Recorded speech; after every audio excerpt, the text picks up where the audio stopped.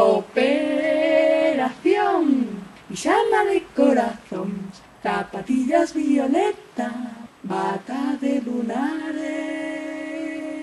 Tampouco o calculador era que deixou algúns cabos soltos, e tampouco comprometido estaba que non lle importou. Un deses cabos soltos era eu.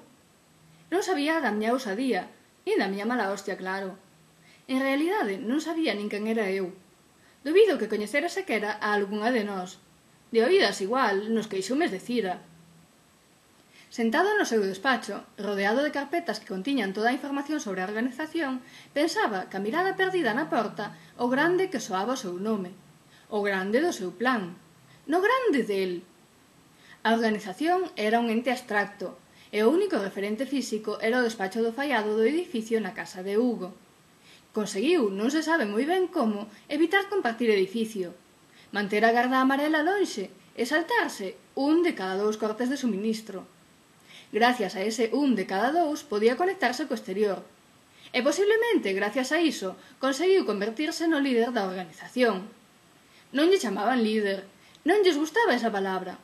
Lembráballes ao goberno amarelo, e non lles ia lembrar. Nin sequera botou mando un pequeno arranque de modestia e se conformou con ser o cerebro na sombra. Non. Contactou por primeira vez co exterior unha noite de insomnio e transformouno do día para a mañán no máis radical dos radicais. Ata daquela vivira unha vida anodina como a de todo o mundo. Ata daquela non lle parecía mal o goberno amarelo, nin se plantexara cuestionalo. Tan impactante foi aquel primeiro contacto. Tivera que cambiar de casa porque a moza ca que vivía cansara de pranchar as camisas por moito que o dixera o goberno. Cansar de facerlle a comida por moito que a súa nai chamara para darlle a receita dos seus pratos favoritos. Cansara del e atopara outro igual de sumiso, pero algo máis colaborador. Tardou 3 meses en atopala. Seu pai tivo que falar con alguén da comunidade de vivenda, e este co seu supervisor. E o supervisor con outro compañeiro. Non había demasiados pisos libres, non polos que aquel Hugo conformista poidese pagar. Con a cadea de favores que seguro ia ter que devolver, conseguiu un segundo piso nun edificio do Distrito Sur, case no límite das casas de pedra. A seu pai non lle gustou moito. O seu fillo merecía algo máis. A súa nai tampouco lle gustou. O seu fillo merecía moito máis. Pero calquera cousa era mellor que aquela lurpia lacazá. No edificio vivían 3 familias máis, unha en fronte del, 2 no piso de arriba. Da primeira familia foille fácil desfacerse. Tiñan un fillo ao que lle gustaba a música. Os de arriba custáronlle máis. A muller dun deles era filla de alguén. Non contara con iso. Que facía unha filla de alguén naquel distrito? Non facía moito. É que tiña moitos fillos e tivera os que repartir. A máis díscola. Aquela que bebía demais nas festas do goberno, aquela que mercaba máis fora, aquela, uns meses preto do desterro para que espabilase. Espabilou. Casou cun home do distrito, dunhas casas máis abaixo.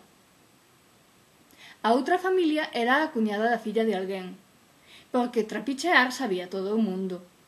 Convenciunos de que había espíritus, mercou un imán o suficientemente grande para poder mover as cousas metálicas a través da placa, e soplaba polas tuberías para facer ruídos de presencias. Creerono. Unha vez só puxo un cartel na porta, un que espantou a toda a xente que se atreviu a aparecer por ali. Un que dicía, piso en aluguer. E do aburrimento, do completo aburrimento de non ter máis que facer que traballar, percorriu todos os pisos, cotilleando, buscando cousas que poidese empregar. Aínda que hai que dicir que non atopou moitas, non era costume esquecer cousas, poucas tiñan. Cando chegou ao quinto, no oco da escaleira viu unha porta no teito, pechada cuns aros atravesados cun candado. Intentou abrilo tirando del, intentou no co imán, desenroscando os aros, nada. Baixou, saiu á rúa, camiñou ata as rudas de pedra e colliu unha daquelas pezas cadradas que encaixaban nun dos ocos que facían bache. Petou con forza ata desencaixar os aros e romper o sucedáneo de madeira. A porta caiu polo seu peso e deixoulle ver a luz do día a través do cadrado. Cas mans enganchouse e fixo forza cara arriba e subiu ata conseguir sentarse na estreita placa do faiado. E como se entrara nun mundo encantado, descubriu cousas de tempos pasados. De múltiples cores, de formas delicadas e exóticas, aparellos sofisticados e extraordinarios. Botou horas, faltou ao traballo, dormiu sentado nun sofá de orellas de tapizado floral. Miraba con avidez as caixas con teclas, as fotos de mulleres con vestidos vistosos, a roupa de abrigo encartada e os útiles domésticos varios.